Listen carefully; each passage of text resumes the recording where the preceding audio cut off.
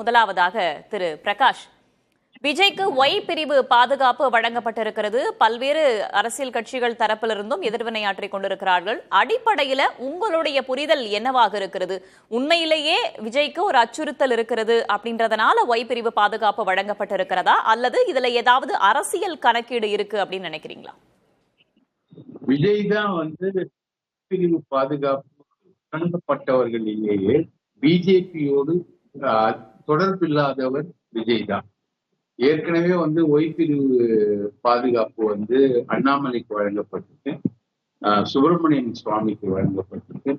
அது இல்லாம கொஞ்ச நாள் ஒரே ஒரு இன்சிடென்ட்ல மட்டும் ஹிந்து ஆபீஸ்க்கு வழங்கப்பட்டிருக்கு. அது ஜெயலலிதா எதிர்ப்பு தெரிவிச்ச உடனே உடனடியா அது வாபஸ் வரப்பட்டிருக்கு.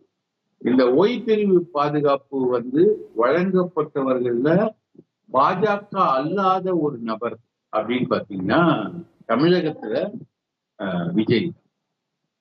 இது ரொம்ப பெரிய ஆச்சரியமான ஒரு விஷயம். விஜய்க்கு த்ரெட் பர்செப்ஷன் எந்த அளவுக்கு இருக்குன்றது எதுவுமே தெரியல. ஏன்னா அவரோட ஓட் பர்செப்ஷன் இது வரைக்கும் தெரியல. பாஜகவை சேர்ந்தவர்களுக்கு மட்டும்தான் வழங்கணுமா என்ன? ஒருத்தவங்களுக்கு அச்சுறுத்தல் இருக்கு, பிரபலம் அப்படின்றதன் அடிப்படையில வழங்க மாட்டார்களா? சூப்பர் சூப்பர் கேள்வி. அச்சுறுத்தல் இருக்குதுன்னா விஜயை விட அதிகமான அச்சுறுத்தல் இருக்கிறவர் யாரு தமிழக அரசியல்ல? இன்னைக்கு யார் வீட்டுக்கு எதிர்கட்சிக்காரங்க எல்லாம் திரண்டெழுந்து போய் போராட்டம் நடத்துறாங்க? யார மிக கடுமையா எதிர்க்கிறாங்க அப்படின்னு நீங்க பாத்தீங்கன்னா விஜயை விட அதிகமா எதிர்க்கப்படுறது, அதிகமா கண்டிக்கப்படுறது, அதிகமா ட்ரோல் பண்ணப்படுறதும் சீமான் தான். சீமானுக்கு ஏன் வழங்கல ஒய் பிரிவு? சீமானுக்கு வீட்டுக்கே போய் போராட்டம் நடத்துறாங்க.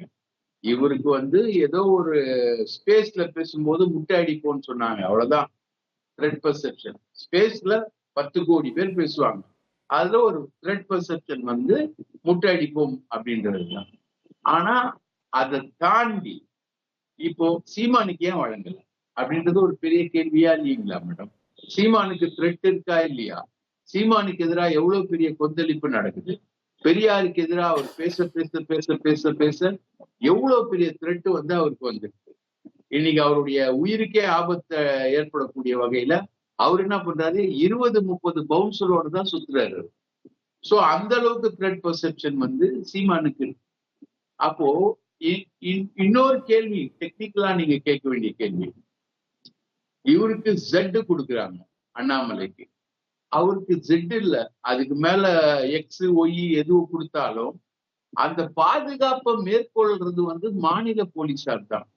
அவர் என் மண் என் மக்கள் யாத்திரைக்கு போகும்போது ஒரு 10 பேரை அவர் கூட நிப்பாங்களே தவிர பாக்கி எல்லா பாதுகாப்பையும் செய்யறது மாநில அரசு தான். விஜய் இது வரைக்கும் மாநில போலீசார் கிட்ட எனக்கு பாதுகாப்பு வேணும்னு ஒரு தடவை கூட கேட்கல. அப்போ மாநில போலீசார் அவர் பரந்தூர் போகும்போது பாதுகாப்பு கொடுக்குறாங்க, அவர் வீட்டை விட்டு வெளியில ஆபீஸ்க்கு வரும்போதும் பாதுகாப்பு கொடுக்குறாங்க, அவருடைய மாநாடு முழுக்க முழுக்க பாதுகாப்பு கொடுத்தது தமிழக போலீஸ் தான்.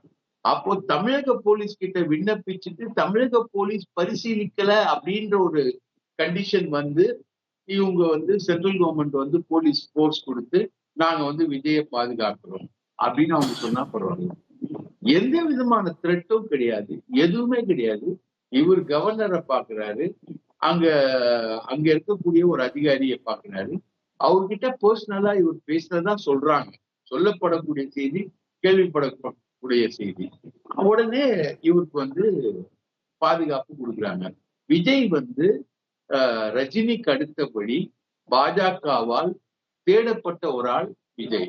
ரஜினி ஃபெயிலியர் ஆகும் போதே விஜய் அடுத்தது வருவாரா அப்படின்ற மாதிரி பாஜகவினர் தேடிக்கிட்டே இருக்கிறாங்க. இப்ப அவர் கட்சியை ஆரம்பிச்ச சூழ்நிலையில இன்னைக்கு 26ல அவர் உதவாகிட்டியும் 29ல உதவுவார் இல்லையா? அவரு 26ல என்ன நடக்குதுன்றது இன்னும் 1.5 வருஷம் டைம் இருக்கு. அப்ப உதவாகிட்டியும் 29ல அவர் உதவுவார் இல்லையா அப்படின்ற ஒரு விஷயத்தை கணக்கில் எடுத்துதான் இது பாஜகவுடைய நேரடி அதிகார மீறல்.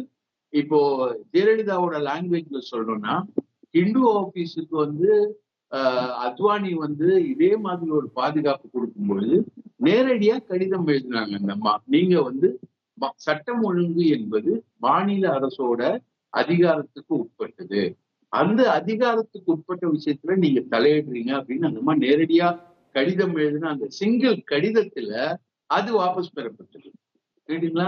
அப்போ இன்னைக்கு நீங்க பாஜக அல்லாத ஒரு பிரமுகர், சுப்பிரமணியன் சாமி பாஜக பிரமுகர், அண்ணாமலை வந்து பாஜக பிரமுகர், இவங்களுக்கு எல்லாம் கொடுக்கறத பத்தி தமிழ்நாட்டுல அது பிரச்சனையே இல்ல. இல்ல, திரு எடப்பாடி பழனிசாமி அவர்களுக்கும் பாதுகாப்பு வழங்கப்படுது அப்படின்னு சொல்றாரு திரு அண்ணாமலை. எடப்பாடி பழனிசாமிக்கு வழங்கப்படுறதும் அதுவும் மாநில அரசோட த்ரெட் பர்செப்ஷனுக்குள்ளதுதான் மேடம் அது வரும். மாநில அரசு, அவர் முதல்வரா இருந்தாரு, முன்னாள் முதலமைச்சர், அந்த மாதிரி ஒரு பாசிபிலிட்டிஸ் எல்லாம் இருக்கு. இங்க என்ன இருக்கு? 2 தடவை வெளியில போயிருக்காரு. இது வரைக்கும் அவர் வெளியில போனதே கிடையாது. 2 தடவை தான் வெளியில போயிருக்காரு. வேற எந்த இயக்கத்தையும் நடத்தினது கிடையாது. எலெக்ஷன்ல கூட நின்றது கிடையாது.